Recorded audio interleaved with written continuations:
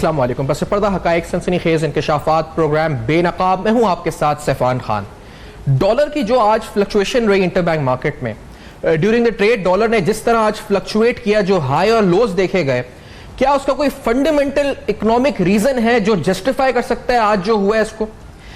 एक जो बात की जा रही है सियासी है या हकीकत उस पर मबनी है, सच और हकायक पर मबनी है कि ये IMF से की हुई वो कमिटमेंट है जो दरअसल पूरी की जा रही है, जिसके बारे में कल वजीर खजाना ने मना किया था कि आवाम को आगाह किए बगैर या एतमाद में लिए बगैर कोई इकदाम नहीं उठाया जाएगा। वो दरअसल कोई कमिटमेंट हो चुकी है और उसी वजह से डॉलर के साथ ये हुआ है आज, या फिर ये मामला जो इस वक्त सिर्फ और सिर्फ इनकॉम्पिटेंस का है, मिसमैनेजमेंट का है। और ये जो रिसेंटली हुआ उसके बाद ही स्टेट बैंक की एक प्रेस रिलीज अभी जो रिसेंटली मॉनेटरी पॉलिसी के हवाले से आई है, जिसमें 150 बेसिस पॉइंट से इंटरेस्ट रेट्स ही बढ़ा दिए गए हैं। और अगर मैं सही कह रहा हूं तो 5 ईयर हाई पर इंटरेस्ट रेट्स ही पहुंच चुके हैं और they are now in double digits, यानी 10% पर डिस्काउंट रेट जो है इस वक्त आ चुका है। तो डॉलर का तारीख का बुलंद तरीन जो सतह और आपके डिस्काउंट रेट 10% पर आना, 8.5% से 150 बेसिस पॉइंट्स का इंक्रीज करना। और स्टेट बैंक की इस प्रेस रिलीज के अंदर अल्फाज लिखे हुए हैं कि the exchange rate is reflecting the demand and supply of currency. तो ये डिमांड एंड सप्लाई को रिफ्लेक्ट कर रहे हैं। और फाइनेंस मिनिस्टर ये कह रहे हैं कि जो स्टेट बैंक है वो एज एन इंडिपेंडेंट ऑर्गेनाइजेशन या इंडिपेंडेंट है इस वक्त इन तमाम मामलात के अंदर। हमारे साथ इस वक्त मौजूद हैं जिनके बारे में आज बड़ा चर्चा असद उमर साहब ने भी किया कि जी पुराने हुकूमत की पॉलिसीज थी जिसकी वजह से आज हम यहाँ खड़े हैं, या जो जिनके दौर के अंदर डॉलर स्टेबल हमने देखा काफी रहा। इसहाक डार साहब साबिक वजीर खजाना इस वक्त हमें ऑन कॉल ज्वाइन कर रहे हैं बरतानिया से। इसहाक डार साहब अस्सलाम वालेकुम, बहुत शुक्रिया में ज्वाइन किया है। डार साहब, ये आज जो हुआ ये आपकी नजर में is there any economic reason, या क्या ये मिसमैनेजमेंट हुई है, मिस कैलकुलेशन हुई है, या ये कोई पसे पर्दा कमिटमेंट है IMF के साथ जो हमें नहीं पता या मुझे नहीं पता, शायद आपको पता हो? डार साहब क्या है ये? जी बिस्मिल्लाहिर्रहमानिर्रहीम, शुक्रिया खान साहब। बड़ी ही मैं समझता हूँ कि अफसोसनाक सूरत हाल है और ये टोटल मिसमैनेजमेंट कह लें, मिस गवर्नेंस कह लें, इनकॉम्पिटेंस कह लें, ये पाकिस्तान की गालबन तारीख में मुआशी तौर पे एक ज़्यादा दिन गिना जा सकता है कि एक पीक पे 140 पे तकरीबन क्लोजर है इंटरबैंक मार्केट में। क्योंकि ये एक रेटोरिक जो कंटेनर पे चढ़ के तो सुना जाता था, उस हद तक तो ठीक था कि अपोजिशन ऐसी बातें करती है, लेकिन मुल्क की करेंसी को हैंडल करना, उसको मॉनेटरी और फिस्कल पॉलिसीज को हैंडल करना, उसको स्टेबल रखना, ये मुल्क की मफाद में होता है। क्योंकि अगर एक चीज सबसे बीमारियों की जड़ है तो किसी मुल्क की करेंसी की डिवैल्यूएशन है, और ये मैसिव डिवैल्यूएशन हो चुकी है। इसका कोई जस्टिफिकेशन नहीं है, ना इकोनॉमिक ना कोई और। अगर इन्होंने कोई अंदरूनी वादे किए हैं किसी स्टेज पे लेके जाने के, तो मैं समझता हूँ कि ये बहुत ही अफसोसनाक है। ये रिटोरिक मैं सुन रहा हूँ पिछले कई सालों से, 2-3 साल से, कि जी इसको मसनूई तौर पे रखा गया। कोई मसनूई चीज नहीं होती करेंसी की वैल्यूएशन या डिवैल्यूएशन में। ये बिल्कुल स्टेबल था, ना हमने कभी हमें कोई तकलीफ करने की, लेकिन लोगों को पता था। ये चंद स्पेकुलेटर्स हैं जो गालबन इनके फंडर हैं, जिन्होंने इनको हॉस्पिटल्स में और यूनिवर्सिटीज में और इलेक्शंस में इनको फाइनेंस किया है। मैं बड़े अफसोस से कह रहा हूँ, मुझे अब शक पड़ गया है कि ये उन लोगों को फैसिलिटेट कर रहे हैं गालबन कि वो अपने जो डॉलर्स हैं उनको ये मैक्सिमम उनको पैसे मिले, क्योंकि मुल्क की मफाद में नहीं है। ना एक्सपोर्टर्स की जरूरत है, क्योंकि हमारी एक्सपोर्ट्स में करीबन 60 से 65% इम्पोर्टेड कंपोनेंट शामिल होता है और उसकी कॉस्ट ऑफ मैन्युफैक्चरिंग ऊपर चली जाती है। ये किसी को इसकी जरूरत नहीं है जो कुछ हो रहा है इस मुल्क में। वैसे भी जो एक्सपोर्ट्स हैं वो 8% टोटल GDP का हिस्सा है।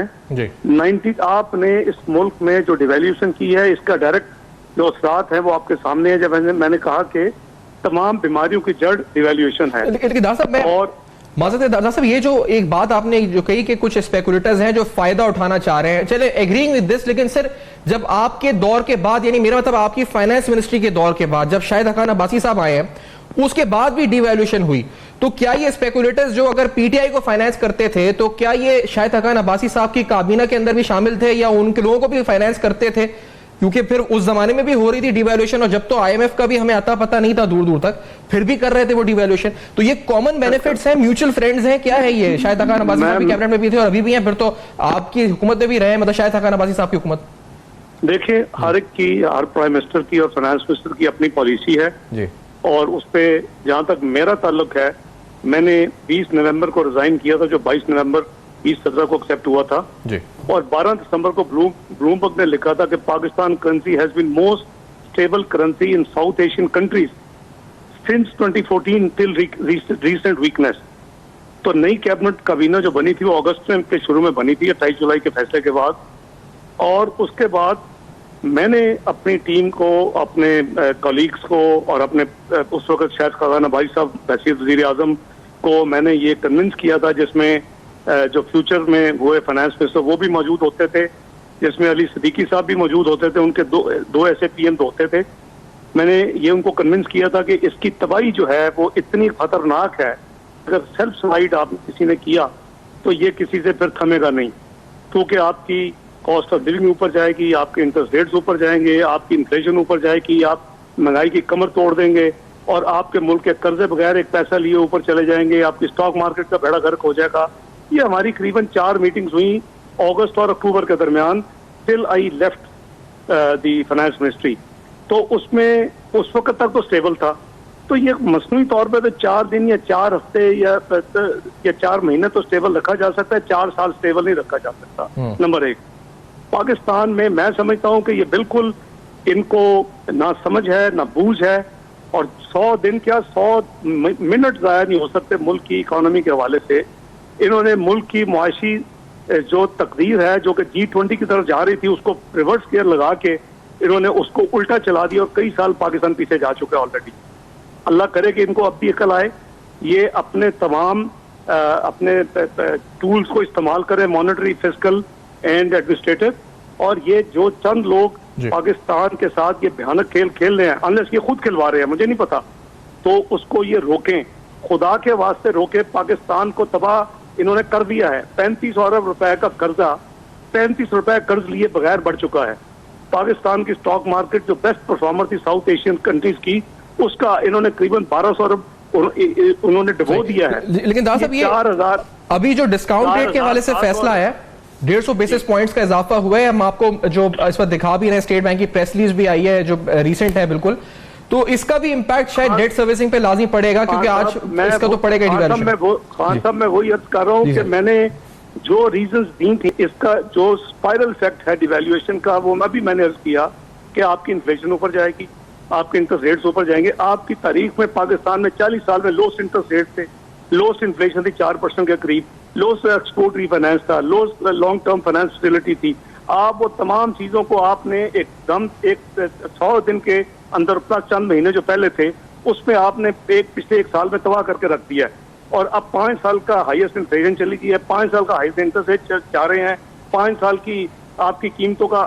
अब मेरा दोस्त है ये असद उमर, ये जरा जून 17 की इसकी तकरीर निकाले बजट में कि ये क्या फरमा रहे थे।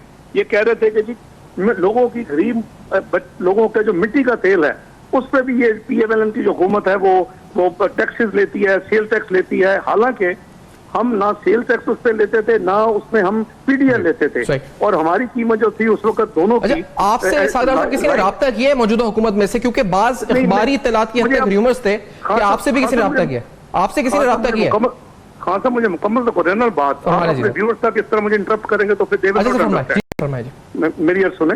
मैं अर्ज कर रहा हूँ कि हमने केरोसिन ऑयल और लाइट डीजल ऑयल को हमने करीबन 48 रुपए 49 रुपए पे रखा हुआ था, और कुछ महीने क्योंकि गरीब तरीन आदमी का मिट्टी का तेल का इस्तेमाल है ना, ये बिल्कुल उनकी गलत बयानी थी। असेंबली में तकरीर थी, वो सोशल मीडिया में भी चली चंद हफ्ते पहले कि जी वो हम ना GST लेते थे ना PDL लेते थे, और 2 महीने हमने क्या सब्सिडी भी दी उसको उस कीमत पे। आज किधर है वो कीमतें? 86 रुपए और 82 रुपए केरोसिन ऑयल की।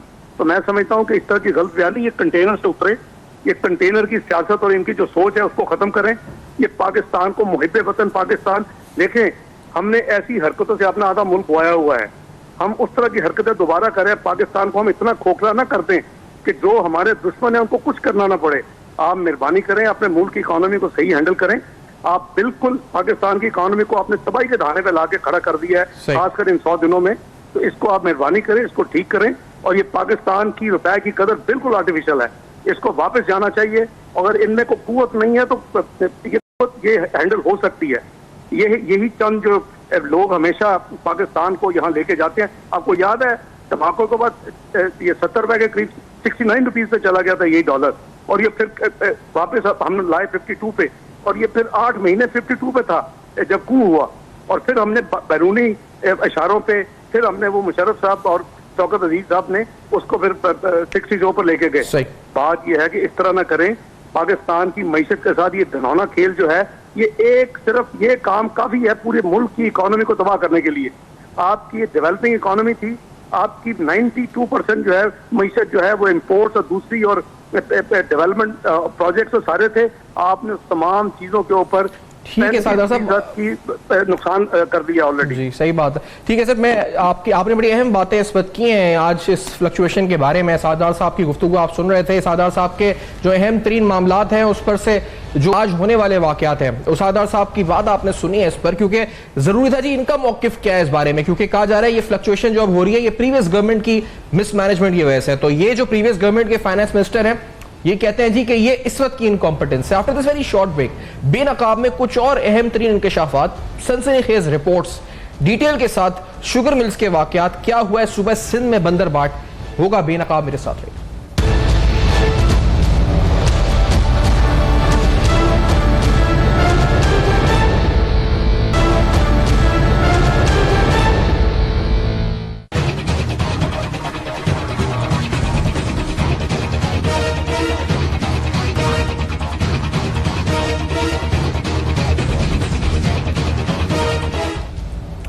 Welcome back. आप देख रहे हैं बेनकाब, और बेनकाब में आपके सामने आज अहम तरीन हकायक बेनकाब करने का दिन है। तो आपने अभी डॉलर के हवाले से जो इस वक्त हमने एक सेगमेंट किया है वो सुना है, और क्यों इस वक्त फ्लक्चुएशंस हुई, ये सब सवाल, डिस्काउंट रेट में इजाफा, ये तमाम सवाल हमने उठाए।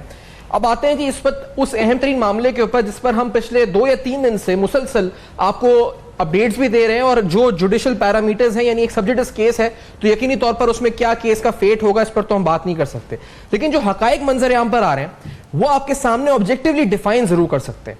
और ये एक हकीकत सिंध में शुगर मिल्स के हवाले से एक समरी की सूरत में मैं आपके सामने रखना चाह रहा हूं, जिसका नाम है जी ठट्टा शुगर मिल, और ये 14/1/2013 यानी 14 जनवरी 2013 summary to the chief minister Sindh भेजी गई। और इसमें जो ऑक्शन और प्राइवेटाइजेशन है ठट्टा शुगर मिल्स की, उसके हवाले से 2012 में एक इश्तिहार आया जी।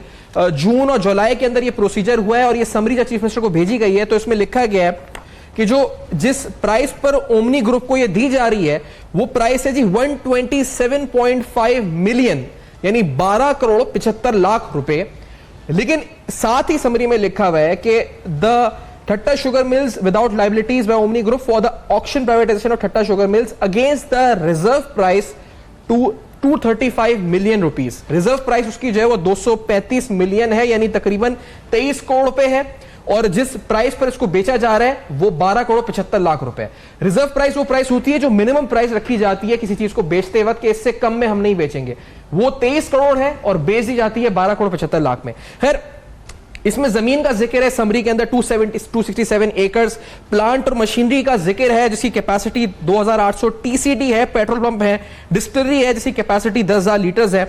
और इसके बाद मिनिस्टर फाइनेंस, यानी आप अगले पेज पर अगर आए तो जमीर अहमद खान जो सेक्रेटरी टू गवर्नमेंट सिंध है उनके दस्तखत हैं, 8/1/2013 लिखा हुआ है। मिनिस्टर ऑफ इंडस्ट्रीज के इस पर दस्तखत हैं। सेक्रेटरी फाइनेंस ने ये लिखा हुआ है कमेंट कि the offer is below the minimum price, the reserve price, offer is below the reserve price, secretary finance ने लिखा है। और मिनिस्टर फाइनेंस यानी मुराद अली शाह साहब ने उस पर लिखा है कि the industries department has intimated to the official assigner that the offer from MS Omni Private Limited is acceptable. MS Omni Limited has a good track record of running Nodero and Dadu Sugar Mill, supports their bid for Thatta Sugar Mill and will be beneficial for local job creation and also benefit the economy. ये मुराद अली शाह साहब के दस्तखत हैं, उसके बाद chief minister और chief secretary के दस्तखत हैं जो कि 14 जनवरी और 18 जनवरी के हैं। मेरे साथ हलीम आदिल शेख साहब मौजूद हैं, पाकिस्तान तहरीक इंसाफ के सीनियर रहनुमा हैं, बड़े मुतहर्रिक रुकन हैं सिंध असेंबली में, आपने ज्वाइन किया है, मैं सर बहुत शुक्रिया। इमदाद सोमरो साहब सीनियर सहाफ़ी हैं, इस स्टोरी पर डिटेल में काम भी किया हुआ है, आपने इस्लामाबाद में साथ मौजूद हैं। शेख साहब पहले अगर आप इस पर कमेंट करना चाहें, आपकी मालूमात क्या है, क्योंकि आप जहां हमारी बात हो रही थी आप एक दादू शुगर मिल का भी बता रहे थे हमें इस वक्त। जी बिल्कुल, दादू का जिक्र किया है उन्होंने, मुराद अली शाह साहब ने समरी के अंदर भी कि पहले दादू और नोडेरो जो है वो चला चुके हैं। दादू शुगर मिल की भी तकरीबन उसकी जो रिजर्व वो थी वो तकरीबन 37 करोड़ रुपए रखी गई थी। और उसके बाद इन्होंने उसको 9 करोड़ के अंदर उसको भी दे दिया दादू शुगर मिल को। इसी ओमनी ग्रुप को दिया गया। सारा कुछ जो हो रहा है 2008 के बाद हुआ है। और यही मुराद अली शाह साहब, ये फाइनेंस मिनिस्टर, मेरे ख्याल है जो सेक्रेटरी फाइनेंस नवीद कामरान बलोच होगा उस वक्त, वो ठीक अफसर था, कुछ उसने किया वो जो लिखा है। बात यह कि उसके बाद ठट्टा शुगर मिल आती है। इसका चेतन मल था, उसने इसकी ऑफर बहुत ज्यादा दी थी, 23 करोड़ के करीब उसकी ऑफर थी। चेतन मल था जिसको डंडे वंडे मार के दरा धमका के भगा दिया गया। उसकी बिड मौजूद थी इसके अंदर, 12 करोड़ के अंदर ओमनी ग्रुप को दे दी इन्होंने। ना दादू चल रही है ना, और उसके बाद इसमें 1-1 अरब की सब्सिडीज भी दे देंगे। ठट्टा वाली को तो 1 अरब की सब्सिडी बाद में मिल गई है कि जिसको चला लो, मतलब कि ऐसी कौड़ियों के दामों दी, उसके बाद सब्सिडी भी दी और चली भी नहीं आज तक। और ये मुराद अली शाह साहब बड़े मिस्टर क्लीन बने हुए हैं। मैं पूछना चाहता हूं, खजाना जो लुटा उसका खजाने की कुंजी किसके पास थी? और इस समरी से वजह क्या है, 2013 में उस वक्त सामने आने जा रही थी, 2013 की फरवरी में गवर्नमेंट खत्म हो गई थी और तकरीबन मई जुलाई के अंदर दूसरी गवर्नमेंट आ रही थी। इनको होगा कि जितने शाह से ज्यादा शाह से वफादारी दिखाओ, कामिल अली शाह से ज्यादा अपने आप को पेश करो कि मैं हूं ना, जरूरत क्या है किसी की, मैं ज्यादा अंग्रेजी अच्छी लिख के आपको मजीद करप्शन के मौके अच्छे अंदाज में दे सकता हूं, जिस पे उन्होंने लिखा। और उसके बाद चले, पहले टर्म में तो नहीं बने, सेकंड टर्म में वजीर आला बन गए है। और इसी तरीके से उन्होंने कहा कि कामिल अली शाह को शायद वो अंग्रेजी ना आती हो, डरता है, बुढ़ा आदमी है, मैं आपको करके देता हूं, मैं हूं ना, वो नहीं है, मैं हूं ना। इन्होंने करके समरी में मजीद उसमें डाल दिया। मैं पूछना चाहता हूं, आज देना मुराद अली शाह साहब बड़े मिस्टर क्लीन बनते हैं, बताएं कि चल गई, बताएं दादू मिल चल गई, ठट्ठा मिल चल गई, और आपने लिखा है इसके अंदर कि अवाम के लिए बेनिफिशियल होगा, जॉब किसको जॉब मिली, कहां से शुगर वहां से उठी? आज तो पूरी शुगर मिलें बंद पड़ी हुई है चाचे चीनी की। और उसके बाद क्या क्या दे दिया इसने? सब्सिडीज दी जा रही हैं। 2017 में भी 1 अरब रुपए की सब्सिडी दी जाती है, 77 अरब रुपए ओमनी ग्रुप कर्जे लेके चला जाता है। टैक्स और लायबिलिटीज का जिक्र तो उस वक्त है जब बेची जा रही थी कि ये आप पे कर दें और हम नहीं पे करेंगे, वो तो उसका जिक्र था। लेकिन एक वादा और था, मतलब अगर मैं इमदाद साहब आपसे पूछना चाहूं ये वाली बात, क्योंकि इधर एक लेटर जो मेरे सामने ग्रुप चीफ ऑपरेटिंग ऑफिसर का है जो ये खरीद रहे थे, तो उधर लिखा हुआ था कि we have insurers will run the mill within 18 to 24 months and that they seem capable of running the mill as they have already being running 6 sugar mill, जिसके अंदर नाम है G Ansari sugar mill, Bawani sugar mill, Chambar sugar mill, Khoski sugar mill, new Dadu sugar mill और Tando Allahyar sugar mill का नाम है। तो सोमरो साहब ये 18 से 24 महीने में फंक्शनल जो लफ्ज है फंक्शनल, ये हुई फंक्शनल? सोमरो साहब ये नहीं हुई अभी तक, क्या मामला है ये?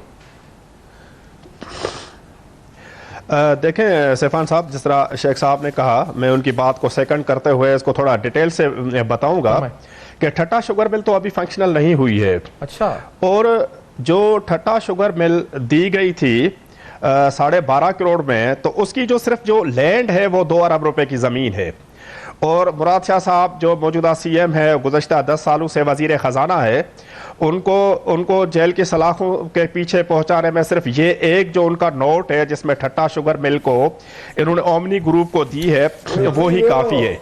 इस वक्त मेरे जो इतलात हैं कि JIT में और FIA में 3 इश्यूज चल रहे हैं मौजूदा जो वजीर आला सिंध है उनके हवाले से। एक तो उन्होंने सब्सिडी दी है जो गन्ने के काश्तकारों के लिए सब्सिडी थी। अच्छा। ये वाहिद सब्सिडी थी जो थी काश्तकारों के लिए, लेकिन दी गई शुगर मिल्स को, और वो भी स्पेशली ओमनी ग्रुप के शुगर मिल्स को दी, वो सारी की सारी हड़प हो गई। उसके बाद 2014-15 में 1 अरब 76 करोड़ जो थे, 1 अरब 76 करोड़ 1.76 बिलियन रुपीस दिए गए थे 6 यूनिट्स के नाम पे ओमनी ग्रुप की 3 शुगर मिल्स को। उसके अलावा तीसरा जो इशू है वो ये ठट्टा शुगर मिल वाला इशू है। ये 3 इश्यूज हैं, उस पर JIT और FIA काम कर रही है। मौजूदा सिंध के जो वजीर आला हैं वो उनके रेडार में है और पीर मंगल या तक उनको नोटिस भी जारी हो जाएगा। अब जहां तक ये शुगर मिल्स का ताल्लुक है तो 3 शुगर मिल्स, नवदेरो शुगर मिल, ठट्टा शुगर मिल और दादू शुगर मिल, ये तीनों गवर्नमेंट की मिल्कियत थी। ऑफिशियल असाइनी के जो दफ्तर है उसको गैर कानूनी तौर पर इस्तेमाल किया गया, उसकी तहकीकात होनी चाहिए। और ओमनी ग्रुप इन गवर्नमेंट की तीनों शुगर मिल्स को लेने में वाहिद बेनिफिशरी था और सिंगल बिडर था। अच्छा। किसी और बिडर को आने नहीं दिया गया। दादू शुगर मिल में एक चन्ना साहब थे, उनको भी जबरदस्ती भगाया गया। और जिस तरह शेख साहब ने बताया कि ठट्टा शुगर मिल में एक दूसरा बिडर था जिसकी हाईएस्ट बिड थी, चेतनमल, उसको पुलिस के हाथों गिरफ्तार करवा के उनको जहर बार करके उनको भगाया गया। तीसरी जो नौदेरो शुगर मिल है वो भी यही हथकंडे इस्तेमाल करके लगाई गई। लेकिन कहानी यहां तक खत्म नहीं होती। 5 शुगर मिल है जो प्राइवेट पार्टी से जबरदस्ती ली गई। पंगरियो शुगर मिल जुल्फिकार मिर्जा की फैमिली की थी, डिटेल उनसे उन्होंने जबरदस्ती ली। साहब मुझे क्योंकि एक ब्रेक का कहा जा रहा है कि कुछ इस पर कंप्लेन्स भी इस पर हैं जो कि डीजी नैप को, आईजी सिंध को, ऑनरेबल एसएचओ थाना मेमनगोड मलीर की भी एक कंप्लेन है इस पर। ये कंप्लेन्स क्या बताती हैं, किस तरह से क्या कब्जा किया गया था किसी उसके जायदाद पर या किसी प्रॉपर्टी के ऊपर या बिजनेस के ऊपर, ये माजरा क्या है और इनका शुगर मिल से ताल्लुक क्या है, और एमडीए के हवाले से नैप की जो रिपोर्ट है प्रोग्रेस, वो भी आपको हम दिखाने लगे आज इस प्रोग्राम में बेनकाब करेंगे। मेरे साथ रहेगा।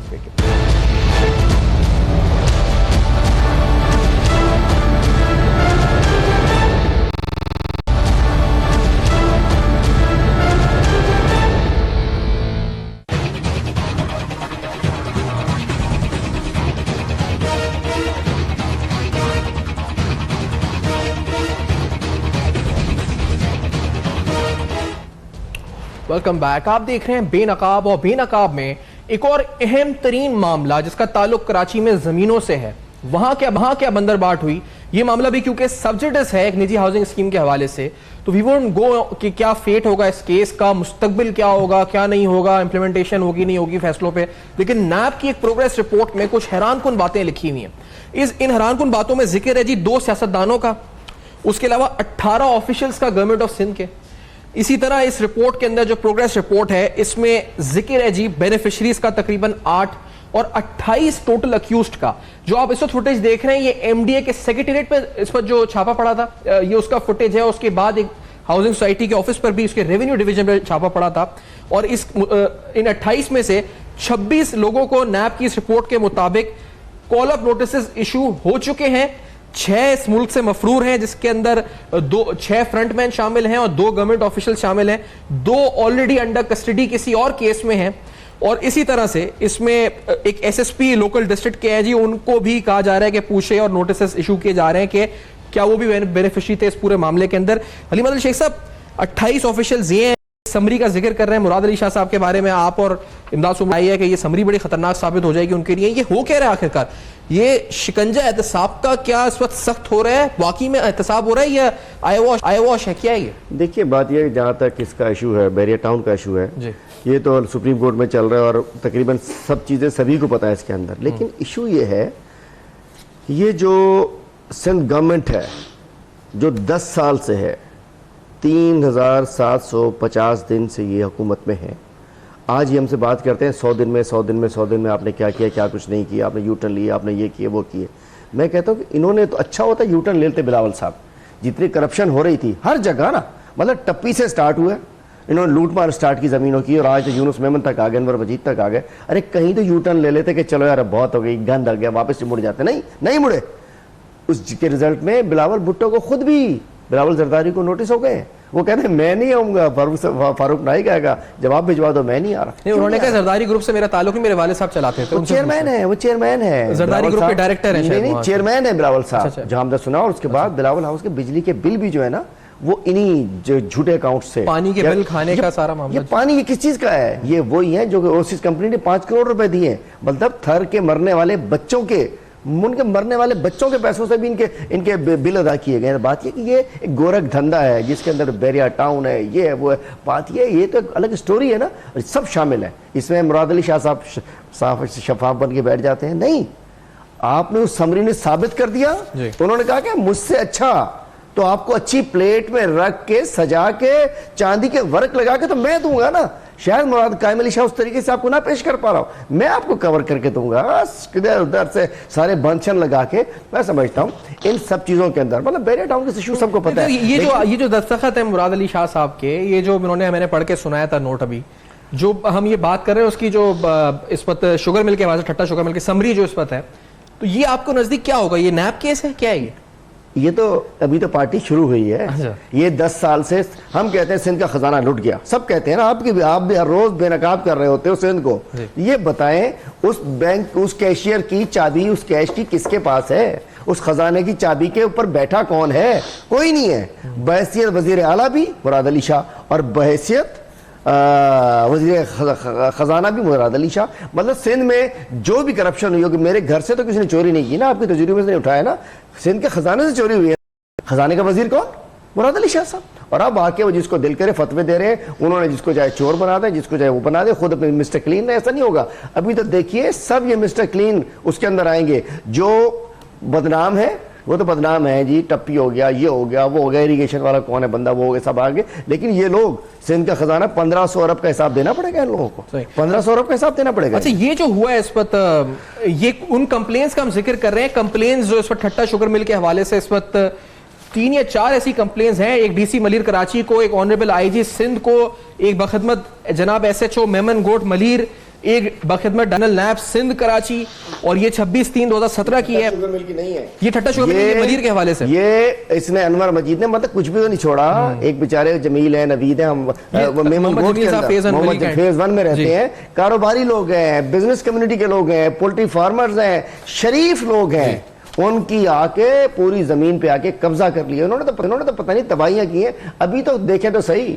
मैं तो कहता हूं बिठाएं मलीर के ऊपर एक जेआईटी, शुरू करें। क्या किया मलीर की जमीनों के साथ? हाँ, मलीर में सबसे ज्यादा वही हुआ है ना, मलीर ठट्टा सबको शामिल करें, एक जेआईटी बननी चाहिए। मैं कहता हूं अभी तो झूठे अकाउंट्स पे चल रही है ना, पूरे कराए के मलीर जमीनों के साथ हुआ कि जिसने किया है सबको डालें। ये इमदाद साहब, ये क्या मामला है कि किसी का पोल्ट्री जी जी उसका पोल्ट्री मौजूद थी, उसकी रास्ता बंद कर दिया। मुझे पता है, हमारे मैं जानता हूँ अच्छी तरह इनको। अच्छा आप देखिए, आप जिक्र किया, मैं अच्छी तरह जानता हूँ इनका पोल्ट्री फार्म है। अच्छा। इनकी मुर्गियों समेत चारों तरफ से लेके जमीन कब्जा कर ली। ओ पुलिस साथ आई, वो बेचारे कारोबारी लोग अपनी जिंदगियां बचाना मुश्किल होगी। इस तरीके से उन्होंने शुगर मिलें कब्जा की, पोल्ट्री फार्म कब्जा किए, घर कब्जा किए। साहब, इनके हुआ क्या इन कंप्लेंट्स का? नैब को जो गई आगे, और या अगर आईजी सिंध को गई तो क्या हुआ इन कंप्लेंट्स की? नहीं सुमर साहब।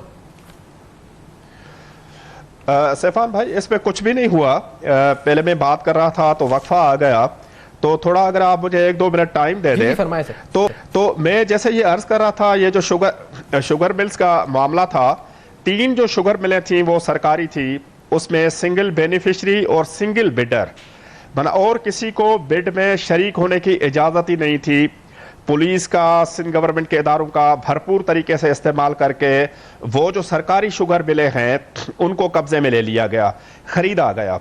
इसमें सिंध हाई कोर्ट के जो ऑफिशियल असाइनी है उमरानी साहब थे, उनका किरदार भी बड़ा मशकूक है इन सारे मामलात का, क्योंकि रिजर्व प्राइस से नीचे तो किसी मिल का, किसी यूनिट का सौदा ही नहीं होना चाहिए। उनके किरदार की भी एक शफाफ तहकीकात होनी चाहिए। हाई कोर्ट या सुप्रीम कोर्ट को उसका नोटिस लेना चाहिए ऑफिशियल असाइनी के किरदार का।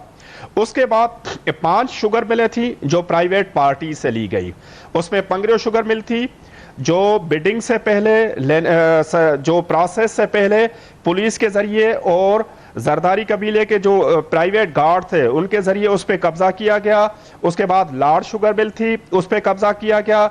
चंबड़ शुगर मिल थी, बचानी फैमिली है टंडवाला यार की, उनकी शुगर मिल पे कब्जा किया गया। उसके बाद दीवान ग्रुप की 2 शुगर मिलें थी, बावानी और एक और शुगर मिल थी, उन पे कब्जा किया गया। इस तरह ये 5 शुगर मिलें फिर एक प्रोसेस के जरिए कम कीमत पे हासिल की गई, जिसमें सिंध हाई कोर्ट के ऑफिशियल असाइनी का किरदार भी उसमें शामिल है, वो भी इस फ्रॉड में उनके साथ शामिल है। उस सारे अरसे में सिंध में ना कोई नई शुगर मिल लगी, ना किसी बिजनेस ग्रुप को शुगर मिल खरीदने की इजाजत दी गई। इस सारे अरसे में आपको याद होगा कि बेलारूस ट्रैक्टर के जो मालिक थे उसको सिंध के एंटी करप्शन डिपार्टमेंट से गिरफ्तार करवा के उन पर तशद्दुद करके उनको 5